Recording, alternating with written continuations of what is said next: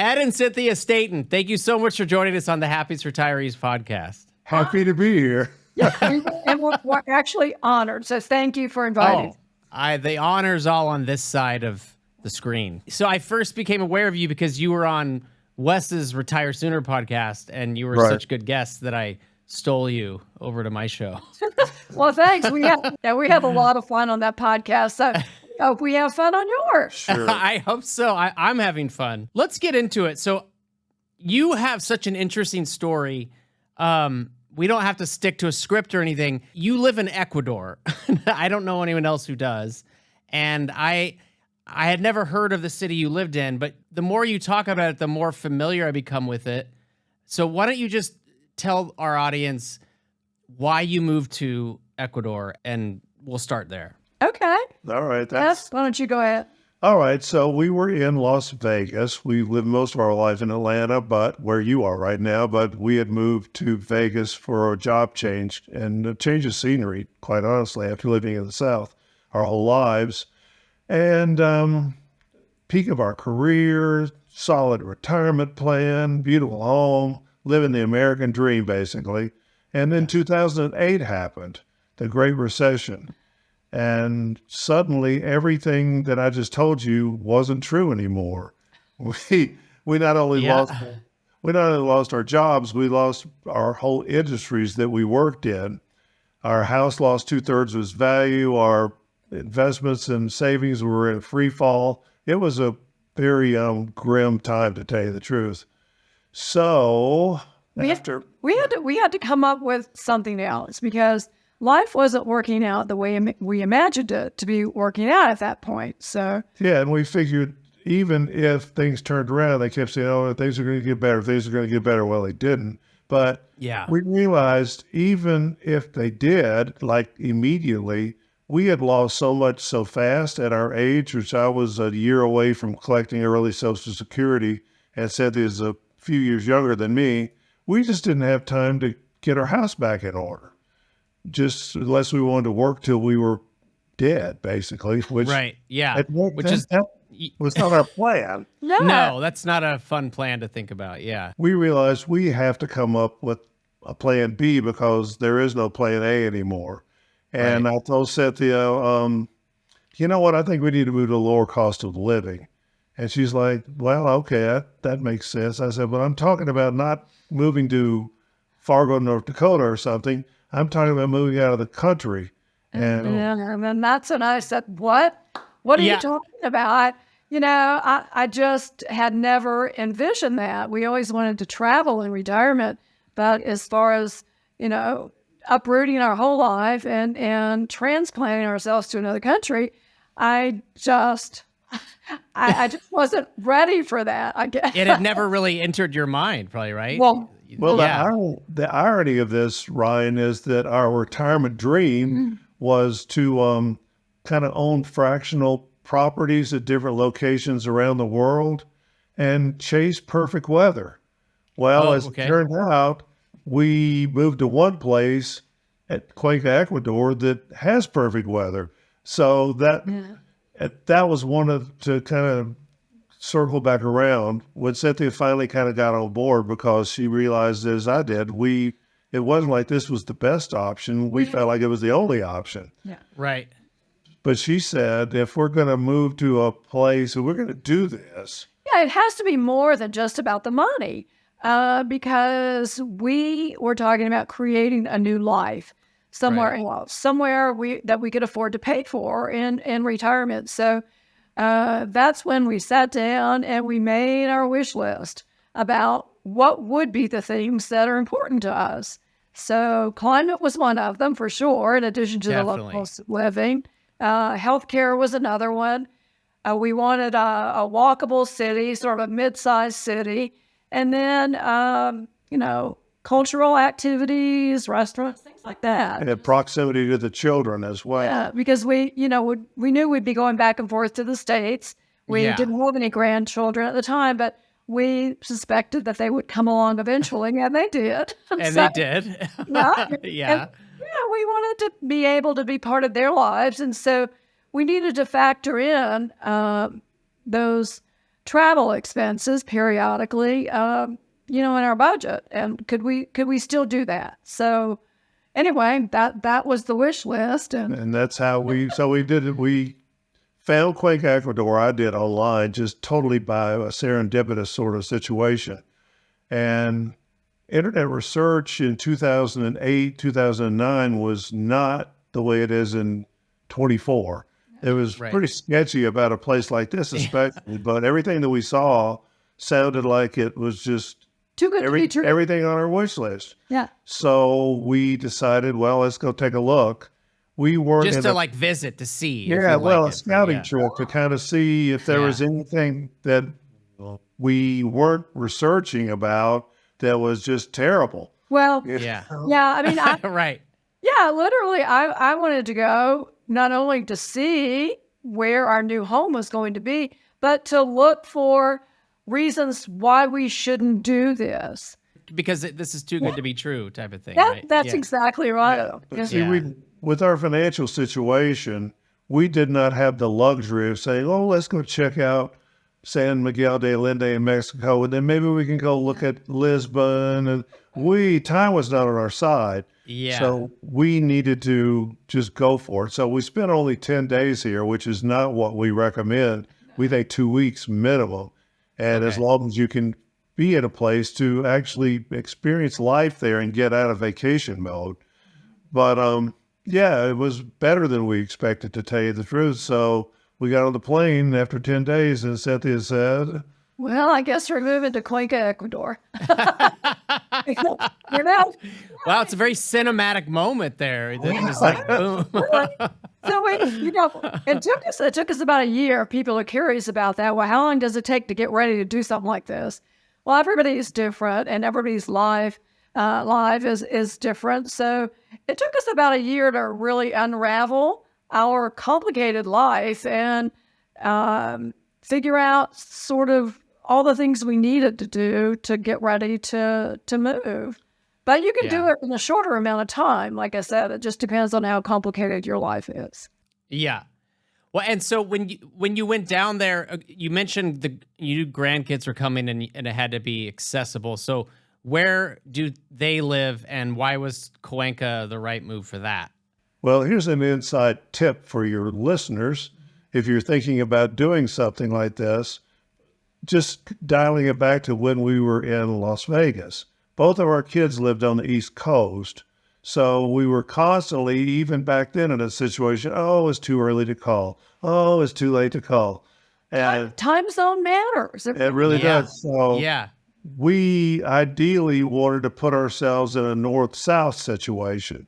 And we are in the Eastern time zone. Right now, we're in Central because Ecuador, being on the equator, doesn't have any need to fool with daylight savings time. It's Groundhog Day here every day as far as when the sun rises and sets. So, so we wanted to be north-south. That ruled out, obviously, places like the Far East because it's that first word, far. Well, and, even places in Europe, I mean, it's difficult. You have to make sure that you schedule phone calls and it's not that easy. So traveling, there's jet lag. So with us, we go north-south, take a nap from the trip, and we're good to go. Yeah. Okay. They're on the East Coast, you said? Yeah, New Jersey and North Carolina. Yeah. So it is pretty easy to go up from Cuenca. Okay. Well, it's well, we have to go to Quito. There's no international airport here. Oh, okay. So we could fly from Guayaquil or Quito, the two cities that are bigger than ours. And have international airports. And so, but yeah, it's about a 40-minute flight from Cuenca to either one of those cities to get an international flight. Oh, okay. So you just connect and then go. Yeah. And that's not bad. We normally go into Newark or one of the New York airports to have access to New Jersey. And one of my standing jokes is that Queens is the third largest city in Ecuador. There's a lot of Ecuadorians there. And so that really a lot. And then, I didn't know that. Yeah. So the demand really keeps the prices affordable. Oh, wow. Yet another reason this was the perfect place to Yeah. move. Well, I'll Okay. give you, we're planning our next trip right now. And I looked yesterday, looking for a miles flight, and the same miles to go from Quito to, you're going to Raleigh, I think. Yeah, yeah. Yeah, for her to go from Quito to Raleigh to North Carolina was going to be the same number of miles to go from Raleigh to New York. Yeah. Really? Yeah. Yeah. Oh my gosh. That's So, crazy. Okay. It is. yeah, it was like 17,000 miles for either one of those. Okay. So it was quite remarkable. So that adds to our lower cost of living because, flying in and out of somewhere, if you like to travel or want to travel because of, a family or whatever, in retirement, if you're on a fixed income, of course, you have to budget that. Absolutely. And you had mentioned moving to Ecuador, you had to make sure that it wasn't just affordable because you don't want to just afford to be miserable. So what made Cuenca, right? I like when you say that. Yes. Thank Well, you. So what made Cuenca what about the city made it more than that? What made it a great place to be? Well, all the things Cynthia said, the weather here is springtime all the time, and we're very much Goldilocks people in that regard. Don't like it too hot or too cold. Okay. And it really is. It's just it's in the 70s every day and in the 50s every night all year. So Wow, if you're a season, I love the seasons.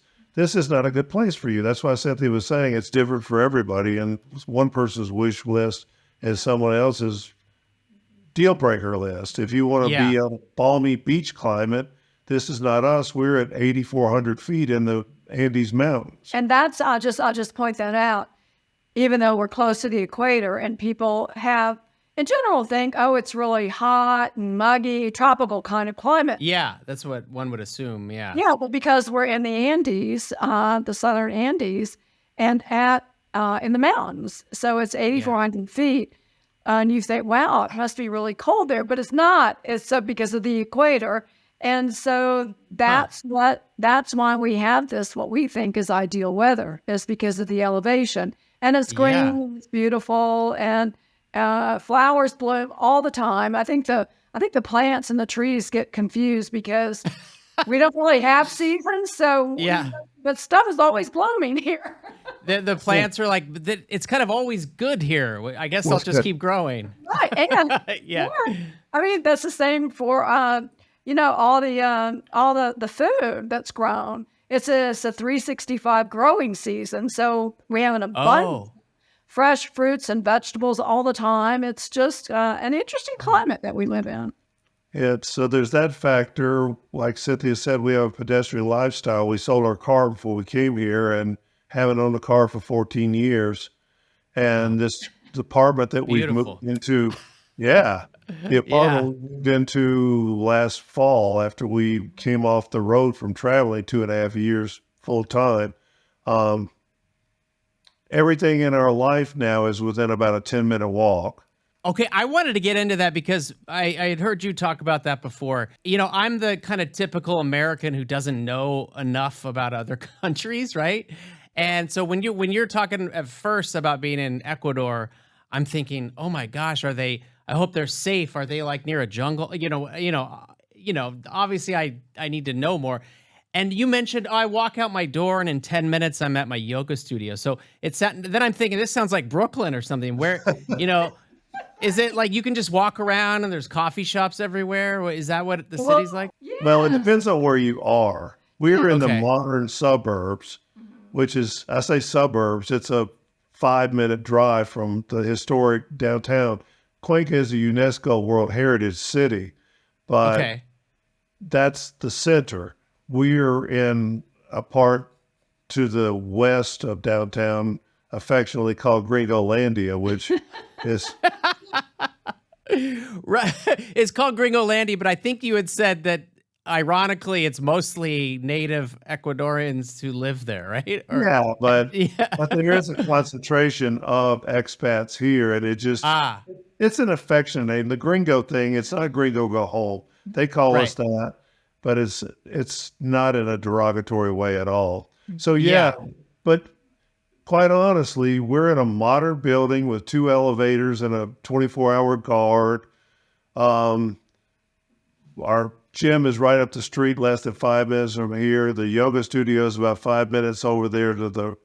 And we have coffee shops and restaurants, and friends that live around. We can get to all this in 15 minutes or less, and it's just it's fantastic. I mean, it's a small city, and that's the appeal. It's not the size of New York or Chicago or anything like that, but it's everything is so manageable, and taxi rides. I mean, you can get anywhere for less than $3 in the whole city. Oh my gosh. For, Wow. Okay.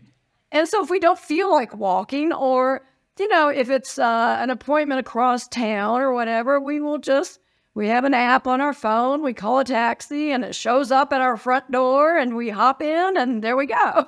It's really easy. That's incredible. Is there a city in the United States that you would compare it to, or it's just beyond comparison?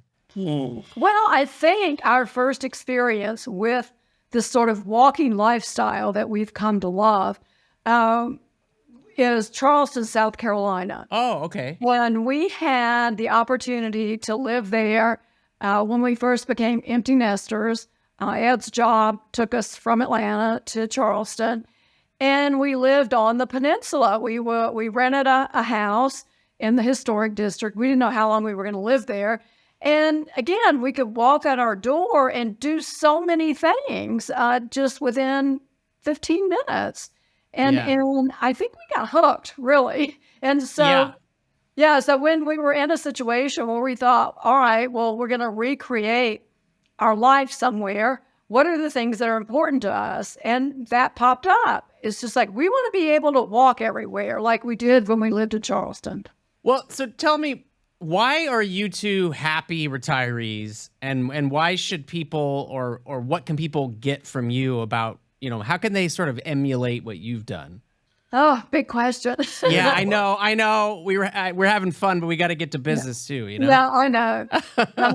Well, I think that we have found in retirement the financial freedom and the freedom of time that I think a lot of people are looking for when they think about retirement. So, Ed, you can expand on that a little bit.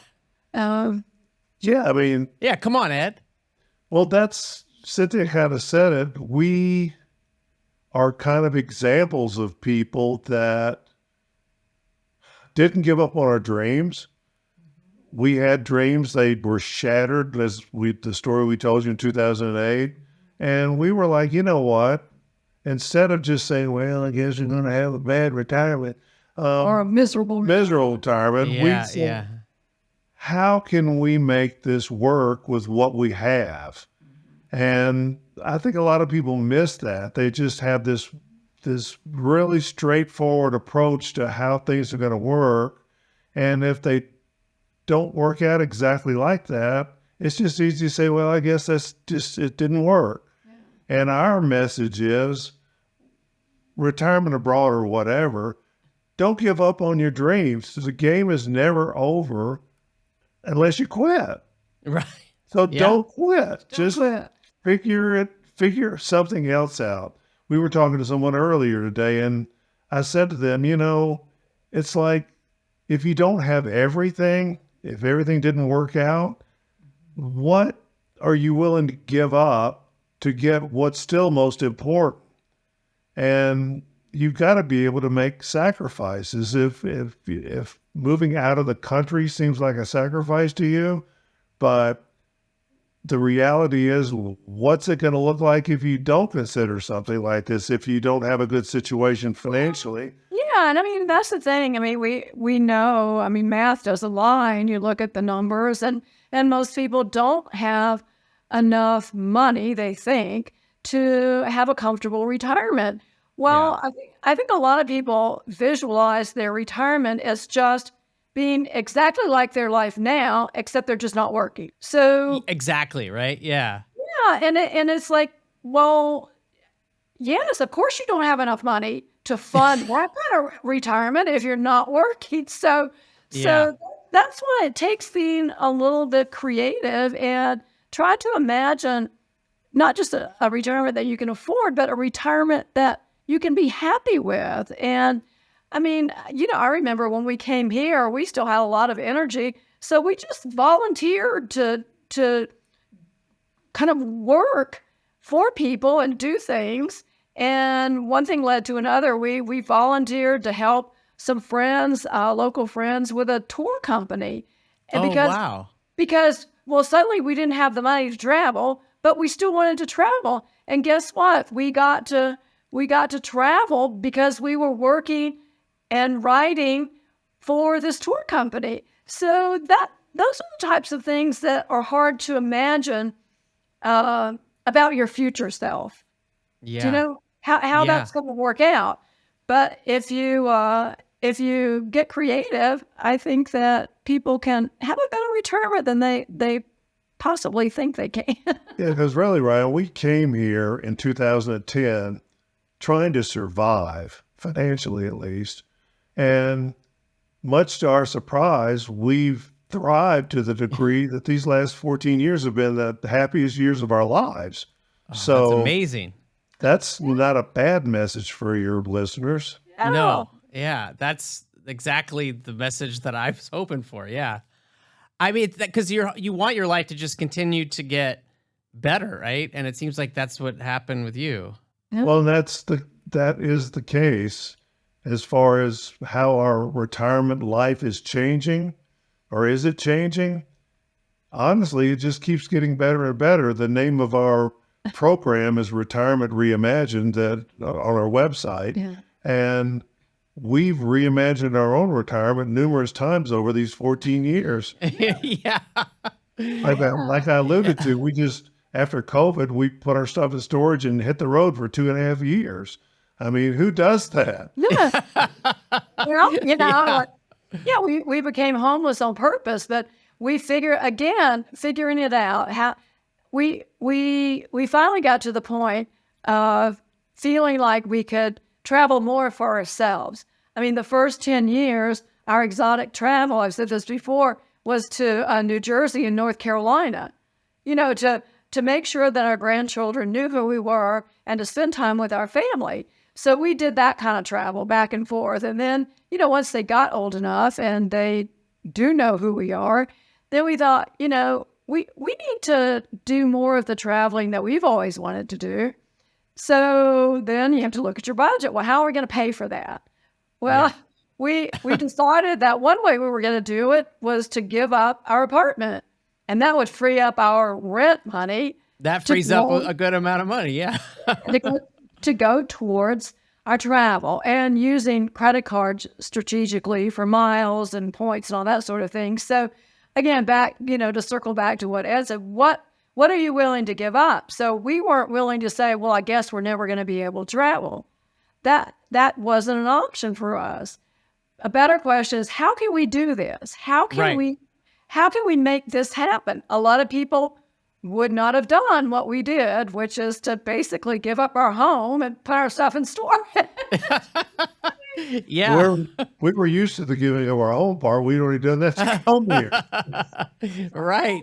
We created another home. I know, I'm just teasing. Yeah. Well, I mean, but once you've moved to Ecuador, it seems like that would open up your confidence to try things like that. Hey, we tried something huge and it worked out. Why not try this?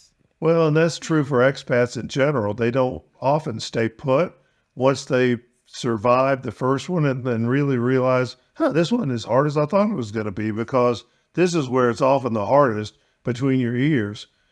So they'll go a place like the Cuenca. We know people that used to live here that now live in Mexico, that live in Spain, that live here, that live there. So we kind of developed friends all over the world by holding still. Yeah, there's a really big expat community in Cuenca itself, right? Of not just Americans, but there are a lot of Americans there. Yeah, Canadians, Americans, people, from Europe. This has become a city with many people from all over the world, and that's been kind of a surprise to us. But it's a great place to live. The secret's out, I guess. Yeah, I know. I think you guys hit it before it was big. But of course, whenever you two go somewhere, it becomes the it place to be. Oh, is that I don't know about that, but we're still on here. So before you retired, I mean, your situation's a little different because tell me, retirement was sort of dictated to you in a way, right? I mean, so did you have a purpose before that changed in retirement, or was it just such a big transition that you wouldn't really define it that way? Honestly, I would say we were like a lot of Americans beyond that idea of the fractional ownership thing that may or may not have actually come to fruition. We didn't have a clue what we were going to do in retirement. We were just working and making money and thinking, well, I mean, we weren't thinking about it. That was just something once in a while with a glass of wine. You know, wouldn't it be great if kind of thing, the fractional ownership idea and chasing the perfect weather. But I mean, a lot of people, these surveys you read about, well, a recent survey that I just saw said that 30% of Americans said they would consider living in another country. There's a big difference between considering and getting on the plane. Yeah. And if considering's only at 30%, then the people that actually do it is very small. Small. Yeah. So, But anyway, back to your the question about purpose. It has studies have demonstrated that it's really important for people approaching retirement to kind of figure that out, because a work life is a huge commitment in your life of time. And so I think the happiest retirees are those people that actually spend a little bit of time before it happens thinking about what they will do in retirement, what will get them out of bed in the morning. And there's so many choices about things you can do. And we've seen that develop here in our expat community in Cuenca. There were no groups or, organizations to do anything here. And that's all developed in the last 14 years. And it's been wonderful to be part of that community and watch it grow like that. But, did you help build? It seems like you probably helped build it. well, we did. I mean, because we all needed to. And I think that that's just our human nature, really, is when you go someplace where you don't know anybody and you're trying to make a life there, you need to build your support system, your community. And so it was fun because so many of us were doing it, not having a clue how we were doing it, but we were doing it. Yeah. and I'll tell you one thing I personally did in that building thing you're talking about. When we got here, like Cynthia said, there was no expat infrastructure whatsoever. Yeah. And the only thing we had was one gringo night at a local bar downtown, where the only thing that people had in common is that we were in Cuenca and had a drink in our hand. Basically, everything else was off the table. But That was it. you know what? No one missed it, because that was an important gathering place. You had to cling to that. Yeah. So what I personally did was, that was on a Tuesday night, I think. And I said, you know what? One time a week is not enough. So I organized to put together a second gringo night and different places. But anyway, from those beginnings, we now have bridge clubs, fishing clubs, singles clubs, Theater. writing groups. We have all sorts of knitting groups. We have church services that people have, started, English-speaking church service. I mean, there's everything and anything you can imagine being here. And then, the gringos that we have one that's from Texas, and she missed her barbecue sauce. So she decided to start making barbecue sauce, and we buy it. Oh, really? So, all of these people, if you ask everybody, what was your purpose when you came to Cuenca, Ecuador? They would probably say, to not starve to death and not perish. Right. So that was our purpose. Yeah. Okay. So with all these activities, what would you say are some of your favorite core pursuits? Like you've gotten into some of them, yoga, work. I don't know if you both go to the gym or you both do yoga, or it's one or the other. But tell me about that and some of the other ones that you love doing. Okay. Yeah, well, the health and wellness is one of our core pursuits. And Cynthia goes to a studio. I'm not a big class guy, but I do yoga on my own. We both go to the gym to do cardio and strength training. So that's really a big priority for us for obvious reasons, but they don't seem obvious to a lot of people. But that's just... Yeah, I mean, being physically fit and paying attention to our diet, and we have an abundance of fresh fruits and vegetables and great food. It's not genetically modified here, and it tastes like it used to a long time ago in the States. But anyway, that's important for us, mainly because we're interested in longevity. And if you want to live a long time, we do, and we have to do our part in order to support that pursuit.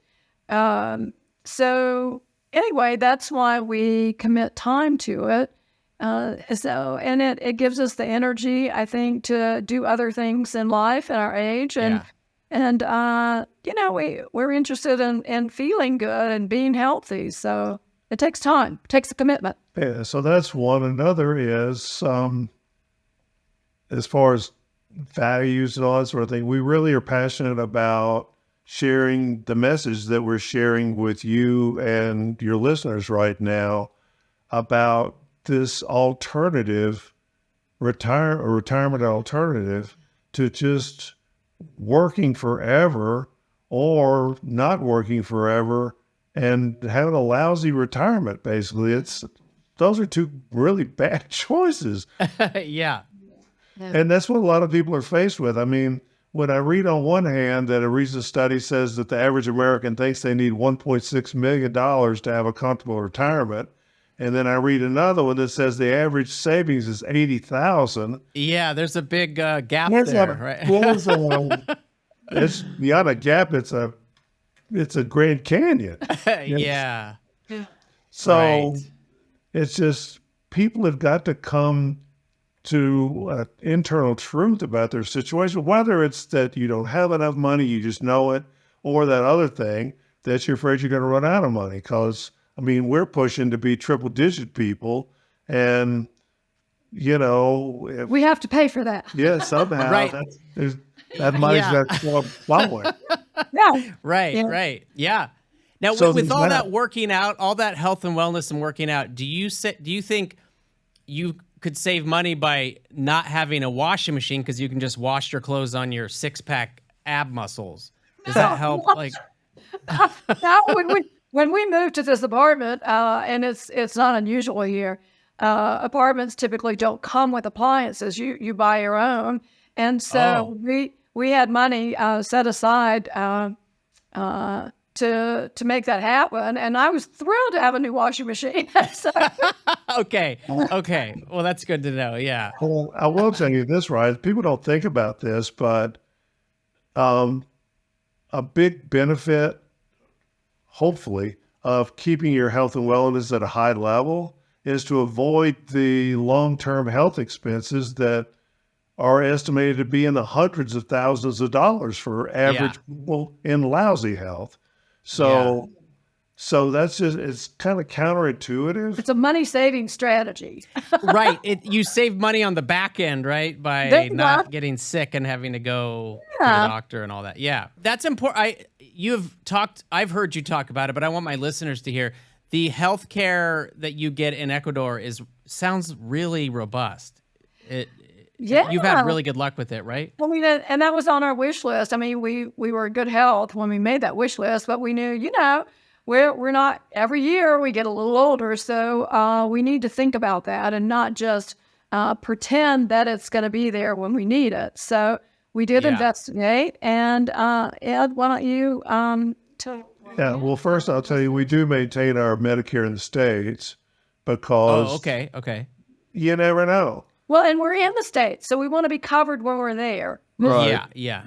And if you opt out and then decide at a later date to opt back in, the penalties can be severe that you pay for the rest of your life. So I see. So you just keep we do maintain that. But the national healthcare system here, once you're a legal a permanent resident. Well, you don't have to be a permanent resident. You can be a temporary resident. Once you have residency, you can apply to be part of the national healthcare system.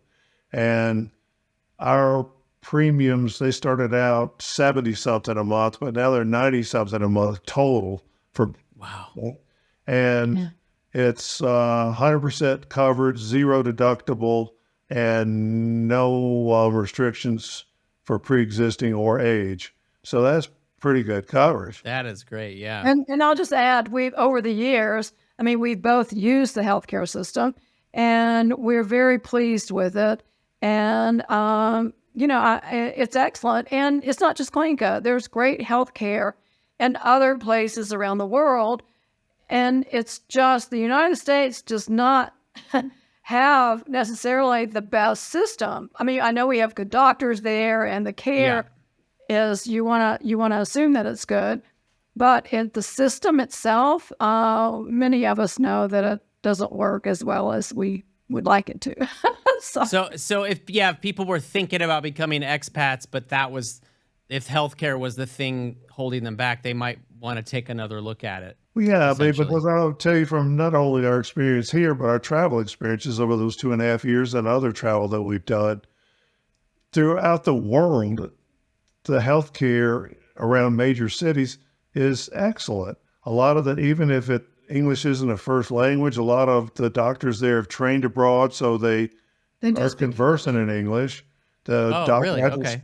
Yeah, doctor I just went to see yesterday, he trained in Paris. So, I mean, they all over the place. But like in the States, you're going to get better coverage around care around a major metropolitan area than you are out in the sticks somewhere. Right. Well, that's the same here too. But to go back to what you were saying earlier, but to think Ecuador, and wow, what are the, what's that? You go to the doctor you go to a doctor or a witch doctor. Right, exactly. I mean, that's the kind of, I guess, ignorant. I'll admit it. I have that ignorant thought. Like, I don't know what to picture. So doctors here don't have a bone in their nose and a grand skirt on and all that sort of thing. But you know what? In the Amazon, you may come across someone that looks like that. So really, and okay, I don't know. Is that pretty close to you? Or? No. Oh, okay. No, I mean, it's just, that's why it's so important, all these things that we're talking about. Yeah. To put your own boots on the ground. If you're seriously considering going somewhere and making a life that's outside of your borders, you need to go there, and you need to, make an appointment with a doctor. Go sit down and talk to someone, go check out the hospital, or, you know what I'm saying? You can do all of those things. It's not, you don't have to guess at any of this, really. Right. You would be amazed at some of the people that have come here, and we've met a lot of people on their scouting trip, because we say, oh, yeah, let us know when you're coming. We'll meet you for coffee or whatever. And one of the things we ask them, so have you been to the grocery store yet? No, haven't been there. Well, you're going to go to the grocery store, so we're on the way. Go with us. So we take the grocery store. Oh, wow, that's great. I mean, it's so just going to the grocery store and seeing that, it looks like what I'm used to. It really does. It looks like you're at a grocery store. It's just, because there it is. you are. Because you are. Right. We do have markets, and we have we have a variety of different places where you can buy food, and the markets are great. We happen to go to the grocery store. We're really close to one, and that's what we're comfortable doing. But anyway. Right. Well, okay. Tell me, what does a perfect day look like for you? Well, I'll let him describe it. It's kind of, he'll say, well, it's really not that interesting. It's kind of boring, but, No, I think Ed said the perfect day for him is just looking into your eyes. That makes it... Well, you know what? He doesn't have enough perfect days. I haven't had that day in the last 53 years. See what? Don't get me started. It was my fault. Yeah. But really, Our day, it's funny, we wrote a blog recently about what expat life is really like. And the reality is, after you get over the speed bumps that you got to get settled in and get your residency and figure things out, our life's not that much different than anybody else's. It's just in a way cooler place. But That's a great line. I hope you used that. but our perfect day is we get up when we want to, which isn't like 10 o'clock in the morning, but we don't get up by an alarm. We ease into the day, just kind of checking our online world, having a cup of coffee and a pastry. After we've had a healthy breakfast, we go to the gym or the yoga studio or whatever. Most days our heaviest meal is lunch. There's lots of cafes with a special one that we enjoyed near here where they have a full course almuerzo, it's called, meal of the day, with soup and juice and an entree and a dessert for $3.50.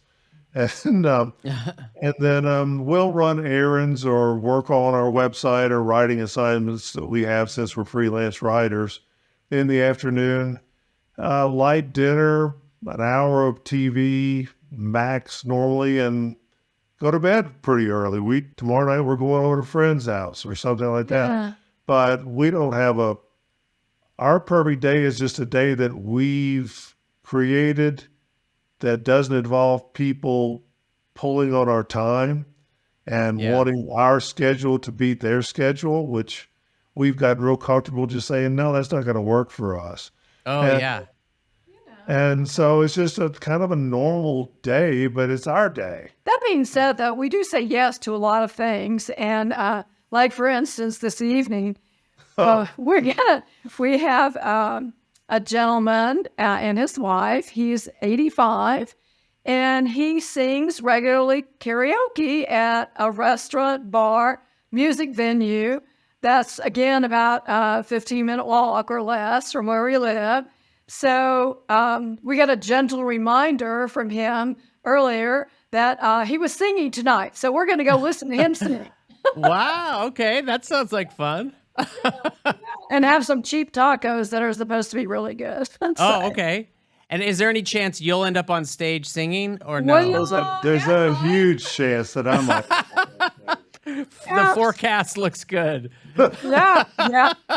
So, Ed, is a music guy. He, Oh, really? he often can't remember what he had for lunch yesterday, but he can remember the lyrics to songs from the 60s. So I don't know how that works, but it does.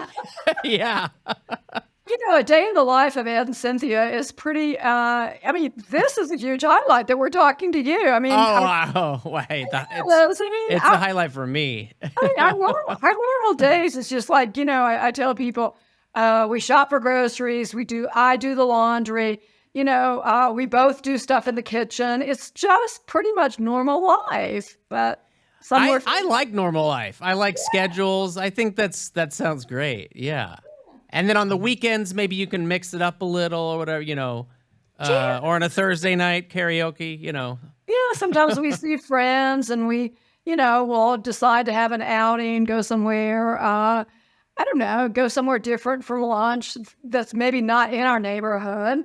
And then catch up with people. I mean, we try to stay in touch with friends, and we publish a blog about every other week usually. And so that takes a little work to actually produce that and get that out and published. But I don't know, it's life on our schedule. And if we don't, then who cares? We just, skip a week. I love it. It's life on our schedule, or if not, who cares? It's not like people are sitting around biting their nails, waiting for the next greatest thing we're going to say. So, well, you never know. You never know. Yeah. But all these things that we're talking about, if you think about it, they contribute to our happiness, and that's different for everybody. But unfortunately, I think that so many people don't think about it. That's the problem. They just keep plodding through their life, and it's like you have to participate in creating your happiness. You really do. So Ryan, you were asking, we were going back and forth on email prior to this, I was telling you about an article that we've just turned in about the one thing that the happiest people have in common. And what Yes. do you think it is? Oh, I he still got it. doesn't know. I got it wrong, and I still don't know, and I feel like I want to know. Do I have to keep guessing, or can you tell me? I think we need a drum roll for the reveal. Yeah, right. Yeah, because the first word of your podcast, as I'm reading it here, is happiest. So let's reveal. Okay, The let's do one it. thing that, I mean, we did research on this. We didn't just make this up. But the one thing that the happiest people, not just retirees, have in common is that they value time over money. Oh, They treat yes. time as the precious asset that it is. They're very judicious about the way it's spent, and they don't squander it and fritter it away, which kind of plays into a lot of that's the reason I brought it up, because it plays into a lot of things we've been talking about. Yeah, for sure. So there you go. They don't value the time when they realize when you actually think about it, that's much more valuable. I mean, it's Well, they'll do we- things like it's- using money to buy time. In other words, Right. offloading crap you don't want to do, like housework or yard work, but people that value money thinks that's extravagant a lot of times, even if they got the money to pay for it. yeah, So it's a mindset thing. Yeah. definitely yes. Okay, that's a great answer. I'm going to continue to use that all in my life, and thank you for Okay. sharing it. Yeah. So let's get back to laughing now that we've talked about that. No, I love it. And I wanted to ask where. So, if people want to find out more about you, tell us where they can go. Well, they have to go to our website. We decided to set up a website because we wanted to spread the good news about retirement, and we have it's edandcynthia.com. Okay, is Edd and Cynthia. Our names, and we decided to do this really to try to just let people know that there was another option if they're struggling to figure out how they're going to pay for retirement, whether they can ever retire, just to talk about what we did and let them know that, of course, this isn't for everybody what we do, but we found that it wasn't being written about. I mean, the gloom and doom was being written about, but there was no good news about retirement in our generation. So that's why we started the website, and we created a program, but we've written so much about the subject and give it away for free because Yeah. we do live on our Social Security budget, and it's not something that, we needed to do for work to create money, to be able to have a nice life and a good lifestyle living here in Ecuador. So that's where people can go to read about it and subscribe to our blog. We write about all sorts of things. And Ed, do you want to add anything to that? Yeah, well, my name is weirdly spelled with 2 D's. On purpose. Yeah, so it's On Ed. purpose? Oh, yeah. So it's okay. edandcynthia.com. Well, I'm so glad you do it, and it's such a service to people who are looking for that thing in their life and they aren't sure where to find it or if they should try it or not. So thanks for providing that for people. Sure. Really great resource. Yeah. It's fun. As we wrap up here, is there anything else you wanted to add that I didn't ask? Any other jokes or karaoke songs you might want to throw into the mix? Don't ask yet. No. I hope overall that your listeners get an idea that, maybe I don't have to think about my retirement in quite the same way. Maybe there is a different way I can think about it, and who knows how that's going to end up for many people that retire. But that's what I hope. Do you have anything to add to that? Yeah, I mean, another thing about expat life is it doesn't have to be like all or nothing. We know people that live in Mexico part of the year and rent their house out and then go back during the better weather to their home. Oh, yeah. That sort of thing. So there's other ways than just, and that's really, if you've got in a position to do this, being a part-time expat is a great way to dip your toe in the water without Fully committing. fully committing. I mean, these people, the northern people, the northern people, If the people that live in northern latitude, The northerners. we're from Atlanta, so we're talking about those northern people. But they'll go to Arizona or to Florida for the winter. Well, go a couple hours further south and have an adventure, and it's even cheaper. Try out other country. Yeah. So encourage people to do that. Don't be afraid. Fear holds people back from doing so many things that would add some spice to their life. Yeah, fear is it's between your ears more than it is in reality, as I was alluding to earlier. Yeah, I like using that as an acronym. False evidence appearing real. That's what fear. Oh, wow. Okay. Well, Ed and Cynthia, thank you so much for joining us on the Happiest Retirees podcast. It's been a real pleasure. Thank you so We've much. enjoyed it a lot. We have.